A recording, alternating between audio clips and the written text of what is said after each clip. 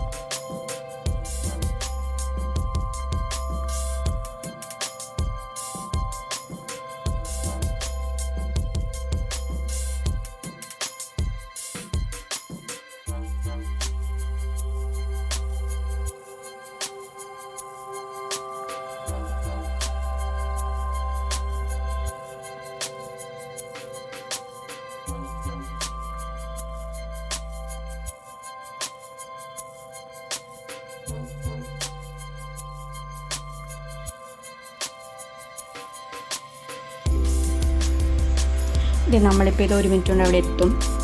അത് വളരെ well maintained ആയിട്ടുള്ളൊരു ഏരിയ ആണ്.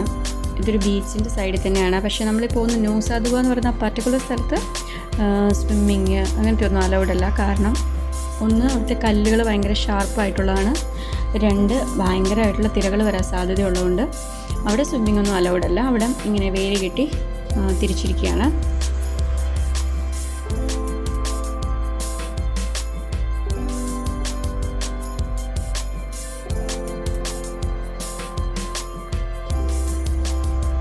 ഈ വാട്ടർ ബ്ലോയുടെ അങ്ങോട്ടേക്ക് നമുക്ക് ടിക്കറ്റ് ഉണ്ട്. നമുക്ക് ഫോറിൻ അഡൾട്ട്സിന് ഇവിടുത്തെ IDR 25,000 പെർ പേഴ്സൺ ആണ്. ഫോറിൻ ചിൽഡ്രന് IDR 50,000 പെർ പേഴ്സൺ ആണ്. ഇവിടുത്തെ ഇന്തോനേഷ്യൻ അഡൾട്ട്സിന് 50,000 ഉള്ളൂ. ഇന്തോനേഷ്യൻ ചിൽഡ്രന് 10,000 ഉള്ളൂ. പക്ഷേ നമുക്ക് ഫോറിനേഴ്സിന് കൂടുതലാണ്. അതിവിടെ എവിടുത്തെ ഏത് ടൂറിസ്റ്റ് സ്പോട്ടിൽ പോയാലും നമ്മൾ ഫോറിനേഴ്സിന് ഏതാണ്ട് ഡബിൾ എടുത്ത് ടിക്കറ്റ് വരാറുണ്ട്.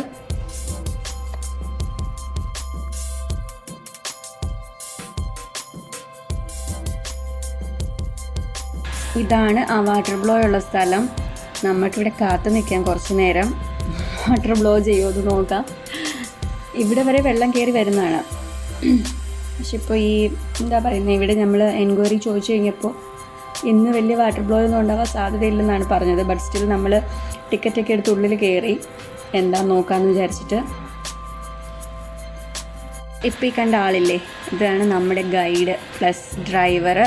വളരെ നല്ല മനുഷ്യനായിരുന്നു. എല്ലാ കാര്യവും നന്നായി പറഞ്ഞൊക്കെ തന്ന് കൊണ്ടുപോയി. ഇനി ആരെങ്കിലും ബാലിക്ക് പോകുന്നുണ്ടെങ്കിൽ ഇദ്ദേഹത്തിൻ്റെ നമ്പർ വേണേൽ ചോദിച്ചാൽ മതി, തരും. നല്ല ആളാണ്. ഒരു എന്താ പറയുക, എക്സ്ട്രാ ചാർജസ് അങ്ങനെ മേടിക്കുക അങ്ങനെയൊന്നുമില്ല. വളരെ നല്ല ഇടപെടലും നല്ല പങ്ക്ച്വാലിറ്റി ആയിരുന്നു. രാവിലെ 7:30 ആയപ്പോൾ കറക്റ്റ് റൂമിൻ്റെ വാതിക്കലുണ്ടായിരുന്നു. അങ്ങനെ എല്ലാം കൊണ്ട് സൂപ്പർബായിരുന്നു അദ്ദേഹം.